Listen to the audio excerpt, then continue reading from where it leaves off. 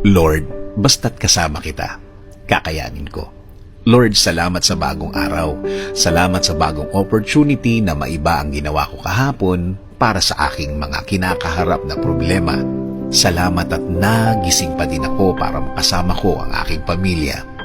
Lord, may matindi akong problema na nasa aking buhay ngayon. Nasa aking buhay ngayon ang nagpapagulo sa aking araw-araw. Hindi ko na po, Lord, alam ang gagawin. Litong-lito na po ako sa kung ano ang dapat na gagawin. Humihingi din po ako ng patawad, Lord, dahil nabawasan ang mga pagkakataon na ako'y nagdadasal sa iyo, na mas iniisip ko ang kaya kong gawin, imbis na kaya mong gawin sa buhay ko. Alam ko, Lord, na natulungan mo na ako noon. Alam ko at natatandaan ko pa kung paano nabaliktad ang sitwasyon at biglang gumaan.